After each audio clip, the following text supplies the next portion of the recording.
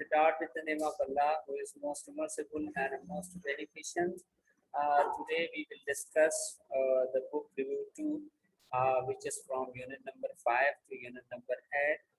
You will have to open page number 89 on your book. ठीक है, page number 89 open करेंगे, ये review मिलेगा। ये हमारा यूनिट नंबर 5 यानी डैफोडिल से लेके stopping by woods on a snowy evening. ठीक है, ये सारा इसमें शामिल है। क्लियर है? तो इस सारे को हम डिस्कस कर लेंगे। ठीक है, तो वन बाय वन आ जाते हैं। इससे एक मिनट, ये मेरी कर्सर थोड़ी सी ठीक हो गया। चले अब आगे चलते हैं। मैं जहाँ पे रिव्यू है लेके जाता हूँ, आप देख लेंगे। ये ऊपर क्वेश्चन से है, एक्सप्लेनेशन है, वो छोड़ दे। यहाँ पे आ जाए चूज द करेक्ट ऑप्शन। ठीक है, पेज नंबर 89 पे जहाँ रिव्यू स्टार्ट हो रहा है वहां पे लिखा हुआ मिलेगा आपको चूज द करेक्ट ऑप्शन। ठीक है, तो इसमें आप सही से सुन के, किसी को अगर आवाज में डिस्टॉर्शन आ गई, मसला आ गया, वो चुपके से फिल ना कर दे, वो फिर समझ के जो है फिल कर दे। मुझे लास्ट में पूछ के फिर भी कर सकते हो। ठीक है, तो नहीं तो ये है, मैं 2-3 दफा उस ऑप्शन को रिपीट करता हूँ, आप एक दफा नहीं सुनते तो दूसरी दफा आप सुन ले। ठीक है, तो पहला है trees branches were covered with blanket of snow. ठीक है, एक सेंटेंस है। आगे कहता है in this sentence we find an example of, 4-5 option है, alliteration, personification, simile and metaphor. ठीक है, 4 ऑप्शन की मैंने, इनमें से एक ऑप्शन, तो अब यहाँ पे कौन सी है? पर्सोनिफिकेशन। ठीक है, ऑप्शन बी इज करेक्ट। ठीक है, वो क्यों है? क्योंकि ब्लैंकेट्स जो है वो कवर्ड ब्लैंकेट इंसान जो यूज करता है, ठीक है, वो उसको क्या पर्सोनिफाई किया है स्नो के साथ। स्नो का जो वो हो जाता है। ठीक है, अब जमीन पे पड़ती है, उसको ब्लैंकेट से तशबीह दे दी है। ठीक है, कीप अप योर मोरल। ठीक है, keep up your moral. Moral की मीनिंग है सेल्फ स्टीम। इसकी भी ऑप्शन बी करेक्ट है, सेल्फ स्टीम।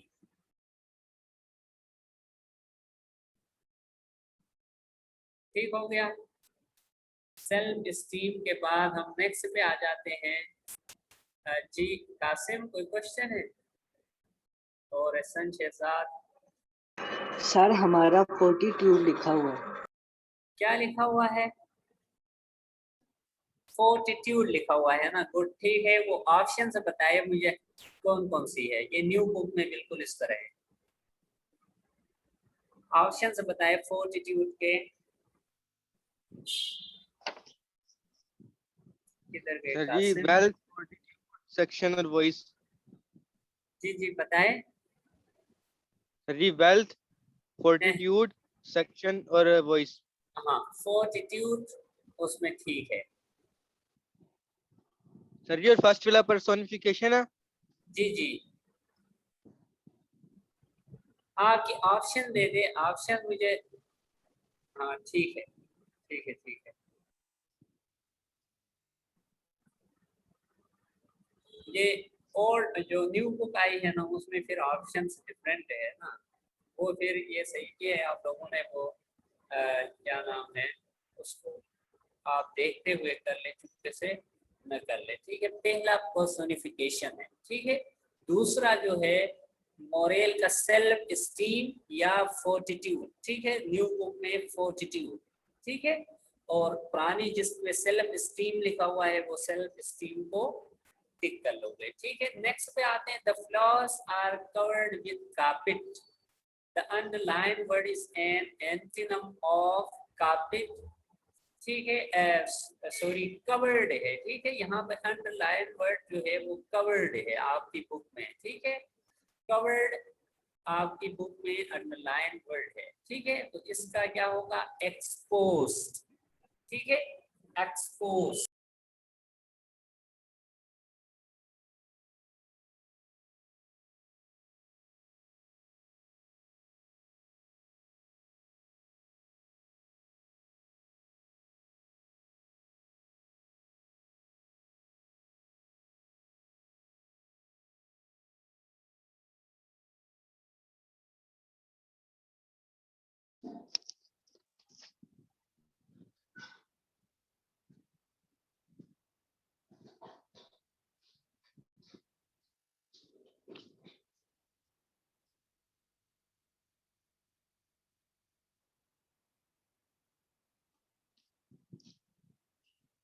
सर ये ब्लैंकेट ऑफ स्नो मेटाफोर नहीं होगा?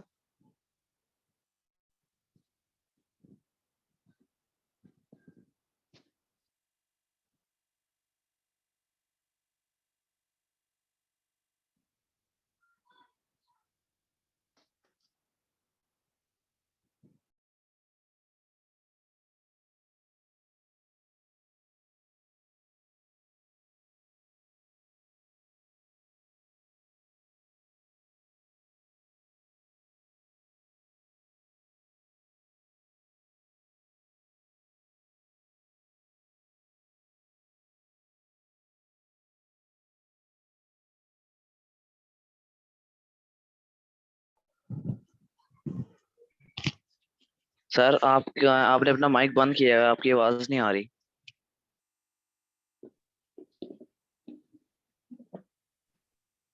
अच्छा ठीक है, वो आवाज में ना मसला आ गया था। मैंने अब आ रही है आप लोगों को? जी जी सर, अब आ रही। Yes, सर जी अब सर सब ये जी जी पूछे। फर्स्ट वाले का मेटाफोर नहीं होगा सर जी? कंपैरिजन आ रहा है लाइक और एस के अलावा तो छोड़कर। नहीं नहीं, ये पर्सोनिफिकेशन है, वो पोइम के हवाले से हम कर रहे हैं ना, पोइम के हवाले से पर्सोनिफिकेशन है। ठीक है, वो जिंदा वहां पे जो है ना, स्नो को जो है वो इसने जिंदा इंसान से मुराद लिया है, वो जिंदा है। ठीक है, ब्लैंकेट ओढ़ा हुआ है, इस तरह मुराद ले लिया है, ट्री ब्रांचेस को जिंदा करवाया है। ठीक है, इस वजह से पर्सोनिफिकेशन है। समझ आ गई ऐसा? ठीक है सर जी। जी जी, अदरवाइज आपकी बात ठीक है। उस पोइम से हट के बात करते हैं ना, ये मेटाफर बन जाता है। ये वेरी गुड, आपने अच्छा पॉइंट टच किया है। यहाँ पे ये है, वो एक इंसान इस तरह मुराद ले लिया है, जिंदा। ठीक है, नेक्स्ट सेफ जी, आपको भी कोई क्वेश्चन है? सर मैंने सेकंड वाले का आंसर पूछना था। सेकंड का आंसर, सेकंड का फोर्टिट्यूड या सेल्फ स्टीम। अगर आपकी बुक में फोर्टिट्यूड है तो फोर्टिट्यूड करो, सेल्फ स्टीम है तो सेल्फ स्टीम पे टिक करो। ठीक है, ओके सर। ठीक हो गया, गुड। अच्छा, इससे आगे चलते हैं। अब ये जब पूरा हो जाएगा देन आप क्वेश्चन द थर्ड पढ़ रहा। The floors are covered with carpet. यहाँ पे कवर्ड जो है वो अंडरलाइन वर्ड है, आपकी बुक में ये वाला अंडरलाइन है, कारपेट नहीं है। तो कवर्ड का एक्सपोज्ड। ठीक है, कवर्ड का एक्सपोज्ड, यानी थर्ड ऑप्शन है उसका आप लिखोगे एक्सपोज्ड। ठीक है, थर्ड ऑप्शन का एक्सपोज्ड। क्लियर? देन आते हैं जनाब हम उस पे फोर्थ पे। The little birds are covered peeping yet। ठीक है, तो the underline word is a synonym of peeping का क्या होगा? अब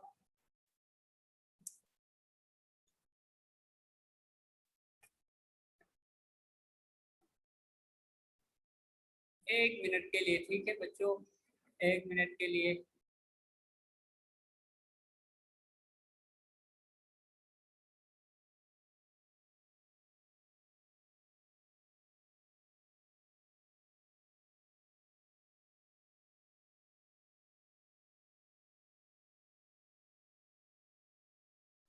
ठीक हो गया, थैंक यू। अब ये थर्ड में पढ़ रहा था, fourth sorry, the little birds are covered, नहीं, little birds are peeping yet है। ठीक है, तो पीपिंग का ट्विटरिंग ए कर दोगे। ठीक है, ये वाला, ये जो मैं कर्सर चला रहा हूँ, ट्विटरिंग इसकी एग्जैक्ट ऑप्शन है। ठीक है, ट्विटरिंग, पीपिंग का ट्विटरिंग करोगे, यानी फोर्थ का ट्विटरिंग ये हो जाएगा। इसके बाद ये तो हो गया। अब ग्रामर पोर्शन स्टार्ट होता है। यहाँ भी वो ऑप्शन से गिवन है बी, डी, बी एंड ए। ठीक है, ग्रामर का पोर्शन है, choose the correct option. The police disperse the crowd, the underline word is dash. ठीक है, क्राउड क्या है, काउंटेबल नाउन है, मटेरियल नाउन है, कलेक्टिव नाउन है या अनकाउंटेबल, तो ये कलेक्टिव नाउन है। ठीक है, हमने क्राउड जो है वो ग्रुप ऑफ पीपल, जब ग्रुप ऑफ थिंग्स को जब नाम देते हैं उस ग्रुप को, तो इस ग्रुप को हम कहते हैं कलेक्टिव नाउन। ठीक है, तो ये जो है ये कलेक्टिव नाउन है, crowd is a collective noun. तो ऑप्शन सी पे आप टिक करेंगे कलेक्टिव नाउन पे। ठीक है, देन आते हैं टू पे, the dog set dash his master. ठीक है, the dog set dash his master. ठीक है, तो अब वो आएगा बिसाइड, ए ऑप्शन ठीक है, यानी साथ में बैठा हुआ है। The dog set beside his master. Again बताता हूँ, the dog set beside his master, तो ऑप्शन 2 का बिसाइड है। Then 3 है wait till I return, wait till I return। ठीक है, till करोगे, wait till I return। ठीक है, wait till I return। इसके बाद है फोर्थ में I heard a noise dash from behind the room। ठीक है, I heard a noise coming from behind the room, इसमें coming का ऑप्शन बी आप टिक करेंगे। ठीक है, coming beside। ठीक है, coming को आप लोग क्लिक करेंगे, क्लियर है। देन 5 पे जाते हैं, 5 पे देखते हैं, तो 5 है he spoke very loud, the underlined word is an adverb of। ठीक है, adverb of manner है, frequency है, degree है या टाइम है, ये आप लोगों से पूछता है। ठीक है, तो वेरी लाउड क्या है, एडवर्ब ऑफ मैनर है। ठीक है, किस तरीके से, मैनर का मतलब होता है किस अंदाज से। ठीक है, तो ये होगा ही स्पोक वेरी लाउडली, तो ये होगा एडवर्ब ऑफ मैनर। तो ऑप्शन 5 का ऑप्शन ए इज करेक्ट। 6 है we watch him go, the underlined word is an example of infinitive। ठीक है, ये infinitive की एग्जाम्पल है, क्लियर। तो इस पे आप लोग लिखोगे infinitive, क्लियर। देन आते हैं 7 पे, 7 पे he is fond of cooking। ठीक है, कुकिंग क्या है, तो कहता है जेरन है, प्रेजेंट पार्टिसिपल है, इंफिनिटिव है, पास्ट पार्टिसिपल है, तो ये जेरन है। ठीक है, he is fond of cooking, तो option A is correct, gerund. ठीक है, फॉन्ड ऑफ कुकिंग, ये ऑप्शन ए पे क्लिक करेंगे, जेरन आप लिख लेंगे। इसके बाद 8 पे है if you study hard you day succeeded, if you study hard तो यू क्या ऑप्शन है, इफ ये क्या है, ये कंडीशनल है। आपने फर्स्ट कंडीशन देखा होगा, अगर फर्स्ट जो है वो सेंटेंस पास्ट इंडेफिनिट में होता है तो सेकंड क्या होता है, वुड या कुड आ जाता है, तो वही ऑप्शन हम चुन लेंगे। ठीक है, तो if you had studied hard है, यहाँ जो लिखा हुआ है आपको बुक में इफ यू हैड है या इफ यू स्टडीड है, हैंड रेस करके बताए मुझे जी। Ehsan Shahzad sir ji, if you had studied, had है if ना, you had studied hard, ठीक है, if you had studied hard, ठीक है, मैं ये कंफर्म कर रहा था, कुछ सब में यही होगा। If you had studied hard, तो इसमें वुड हैव। ठीक है, ऑप्शन डी करेक्ट है, जहां कर्सर लेके गया हूँ ऑप्शन डी इज करेक्ट। ठीक है, if you had studied hard you would have pass. ठीक है, तो यहाँ पे इफ यू हैड। ठीक है, अगर किसी को प्रॉब्लम बन रहा है तो ये मैं जुमला आपको इधर बना देता हूँ। इस तरह से है कि if you had studied hard, ठीक है, कॉमा, तो यू वुड हैव सक्सीडेड। ठीक है, ये इसी तरह से है इधर। ठीक है, इफ यू हैड, क्योंकि आपके बुक में हैड लगा हुआ है इसीलिए आप if you had studied hard you would have का ऑप्शन क्लिक करोगे। क्लियर? देन हम आगे मूव करते हैं 9 की तरफ। ठीक है, ऑप्शन 9 जो है वो देखते हैं। The shoe is pressing on my toe, the underline phrase is an example. On my toe जो है वो अंडरलाइन है। ठीक है, on my toe is underline. तो ये ऑन माई टो क्या है? Basically it is prepositional phrase. ठीक है, या प्रेपोजिशन फ्रेज। तो ये option A is correct, preposition या प्रेपोजिशनल भी आप लिख सकते हो। ठीक है, दोनों ठीक है। तो प्रेपोजिशन फ्रेज 9 का। 10 का देखते हैं। Which of the following is an appropriate sentence. ठीक है, कहता है इनमें से कौन सा सेंटेंस पूछते हैं। तो पहला है we are tired usually by the end of the day. तो यहाँ पे एडवर्ब जो है वो एडवर्ब ऑफ मैनर या तो शुरू में आता है या तो आखिर में। ये गलत जगह जो है we are tired usually verbs के बाद लगाए, ये करेक्ट नहीं है। बी में जाते हैं we are tired by the usually, ये बिल्कुल उसके क्या नाम है ऑब्जेक्टिफाइड है, ये भी नहीं है। Option C we are usually tired by the end of the day और we are tired by the end of the day usually. तो ये डी भी करेक्ट नहीं है, सी करेक्ट है। ठीक है, इसमें ऑप्शन सी करेक्ट है। वहां पे प्रीपोजिशन ऑक्सिलरी वर्ब और मेन वर्ब के बीच में है। ठीक है, ये इस तरह आना चाहिए, वर्ब ऑफ मैनर या तो शुरू में आना चाहिए। तो we are usually tired, are क्या है ऑक्सिलरी वर्ब है, टायर्ड मेन वर्ब है, इसके बीच में है। तो ये ऑप्शन करेक्ट है, option C we are usually tired by end of the day. ठीक है, ये ऑप्शन आप कर लेंगे। यहाँ पे ऑप्शंस जो है आप लोगों को लिखी भी गई है। ठीक है, तो ये था क्या नाम है वो रिव्यू आप लोग एक दफ़ा क्लियर करके आज का काम भी यही है, आप अगेन देख लेंगे। ठीक है, और उसको याद भी करना है 17 के टेस्ट के लिए, वो ज़रूरी है। ठीक है जी। तो अब जो है मैं आप लोगों की तरफ आता हूँ। इस रिलेटेड कोई सवाल है तो आप हैंड रेस करके फिर मुझे पूछे, अदरवाइज फिर ये मैं देख करके दूसरी पीडीएफ ले आता हूँ। एहसन शहजाद। सर जी ये पास्ट पार्टिसिपल और प्रेजेंट पार्टिसिपल बताएं एक दफा। ठीक है मैं बता देता हूँ आपको।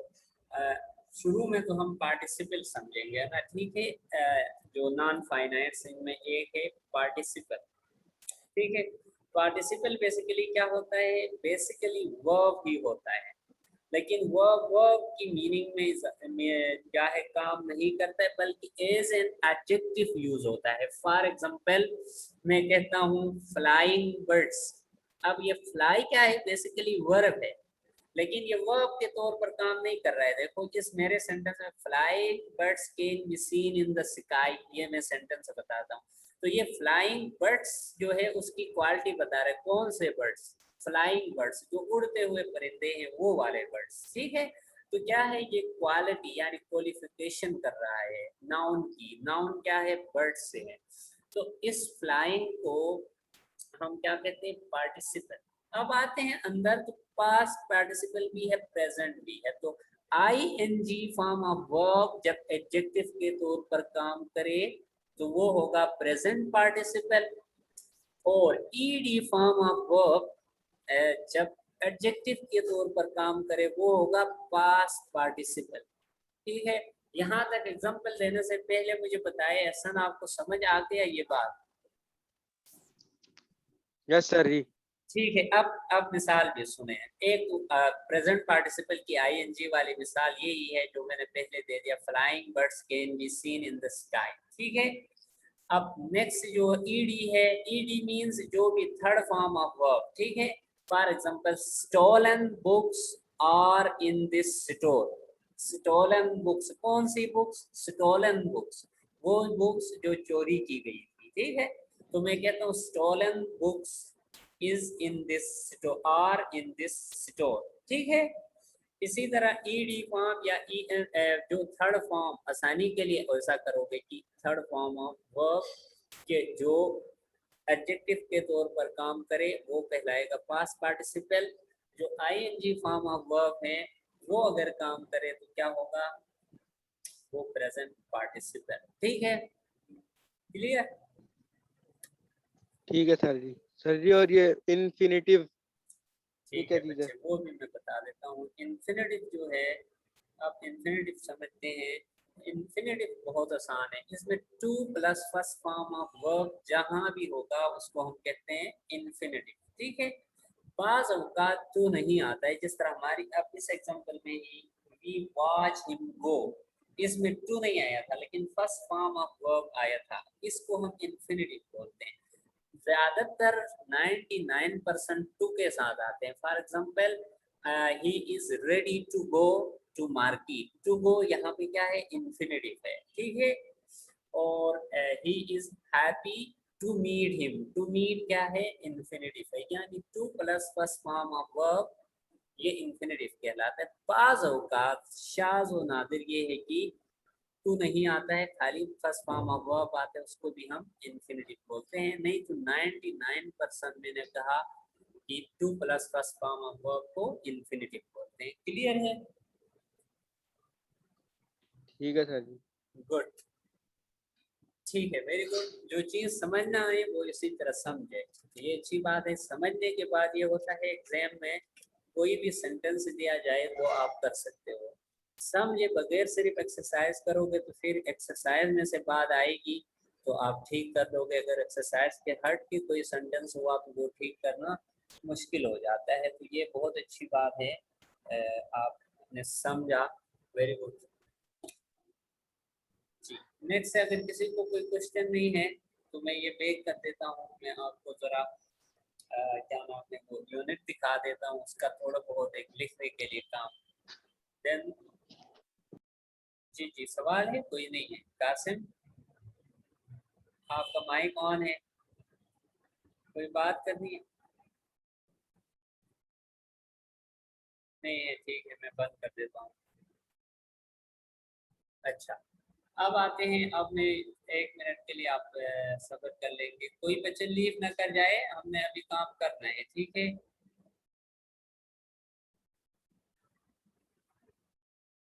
अभी जो है काम हमारा रहता है, मैं जब कहूँ तब कर ले। 1-2 गए हैं, ये कुछ देर पहले मेरे पास 12 लड़के थे, अब जो आप लोग हैं वो कम है, मेरी हो। लेकिन ये है कि हम नेक्स्ट देखते हैं यूनिट को, और मैं ये ले आता हूँ ना गूगल से, और इस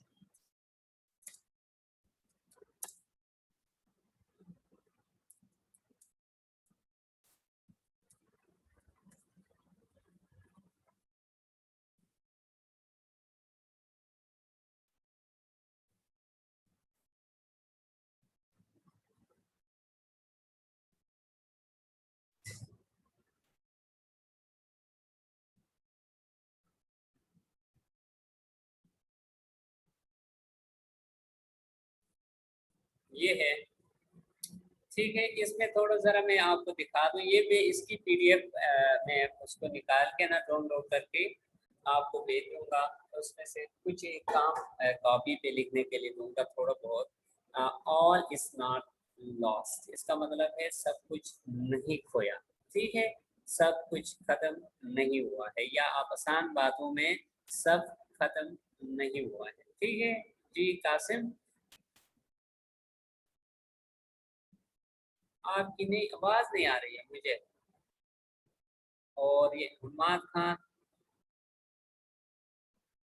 सर जी आपने तो कहा था 5 से लेके 8 तक यूनिट है, तो फिर ये यूनिट 9 क्यों पढ़ा रहे? क्या करेंगे 5 से 8 तक? करीब आके बोले, जरा करीब आके। मैं कह रहा हूँ आपने कहा था कि यूनिट 5 से लेके यूनिट 8 तक है, तो फिर ये यूनिट 9 क्यों पढ़ा रहे हैं?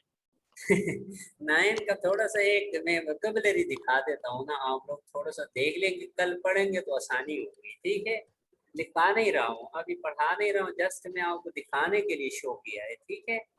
वो मैं दिखा दूंगा कि आप ये पढ़ लें, इसलिए ठीक है।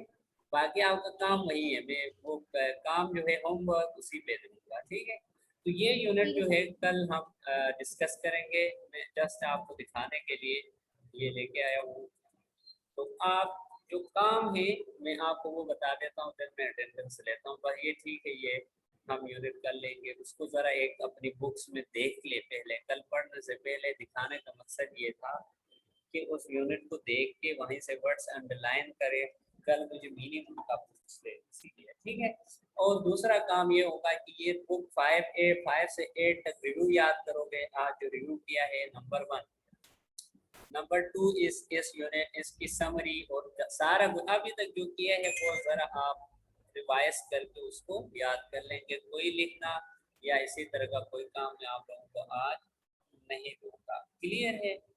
अब कोई सवाल है, कोई बात करनी है तो आप हैंड रेज कर ले, मैं तब तक अटेंडेंस ले लेता हूँ, और जिस बच्चे ने लीव कर जाना है वो फिर लीव भी कर जाएगा, ठीक है। अब मैं अटेंडेंस ले लेता हूँ।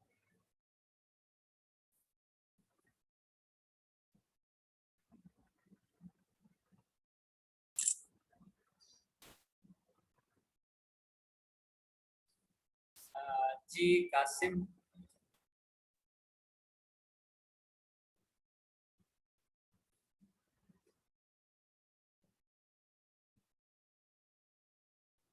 अच्छा Ehsan Shahzad, sir appropriate sentence क्या होता है? क्या होता है yes sir. Appropriate? Yes sir. इसका क्या होता है? Yes sir. नहीं, आपने सवाल क्या पूछा है, मैंने नहीं सुना है, सिर्फ वर्ड एप्रोप्रिएट सुना है। सर अप्रोप्रिएट सेंटेंस क्या होता है? अच्छा, एप्रोप्रिएट सेंटेंस की मीनिंग पूरे, ठीक है। इसका मतलब होता है करेक्ट सेंटेंस, ठीक है। एप्रोप्रिएट कहते हैं करेक्ट, ठीक है, जो सबसे करेक्ट है, जो सबसे मौजू है। उर्दू में अगर उसकी मीनिंग पूछो तो उसका मतलब है मौजू, सबसे मौजू ऑप्शन को आपने सिलेक्ट करना होता है। क्लियर हो गया?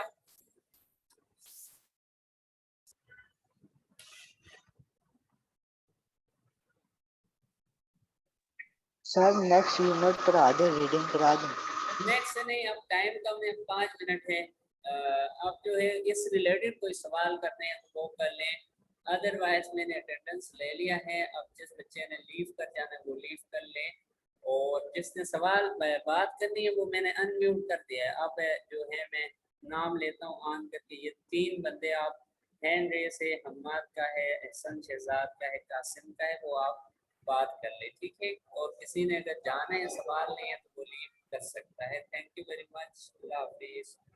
बाकी लोग आप बात कर ले, आपको जो क्वेश्चन है मैंने जी, रिकॉर्डिंग